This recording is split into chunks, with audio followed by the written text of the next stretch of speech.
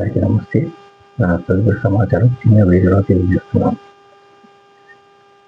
తల్లి పాత్ర గురించి, స్త్రీ పాత్ర గురించి చెప్పాలనిపిస్తుంది. ఇందులో చెప్పి ఉండవచ్చు బహుశా. నా రీతిలో చెప్పాలనుకుంటున్నాను నేను. స్త్రీ పాత్రలో తల్లి పాత్ర చాలా గొప్పది. తల్లి పాత్ర, తండ్రి పాత్ర ఇద్దరి గొప్పది. దాంట్లో తల్లి పాత్ర ఎందుకు గొప్పదంటే ఆమెకి పదవి విరమణ లేదు, విరామం లేదు. 24 గంటలు 360 రోజులు పనులు చేస్తుంది, సెలవు లేదు. కనుక తల్లి పాత్ర చాలా గొప్పది. ఆమె మొదటి గురువు కూడా. ఎన్ని పాత్రలు పోషిస్తుంటూ ఉండాలి. అమ్మమ్మ, నాయనమ్మ, ఇట్లా రకరకాల పాత్రలు పోషిస్తుంటున్నాను. మనం చూస్తున్నాం.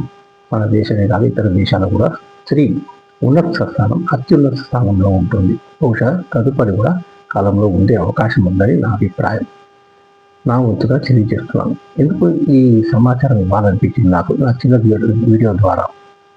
స్త్రీ ఇంకా చెప్పాలంటే చాలా ఉంది, ఎంతో చెప్పుకుంటూ వెళ్ళవచ్చు స్త్రీ గురించి.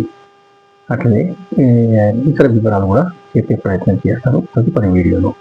అందరికీ నా ప్రత్యేక ధన్యవాదాలు తెలియజేస్తున్నాను. ఓం నమో వెంకటేశాయ.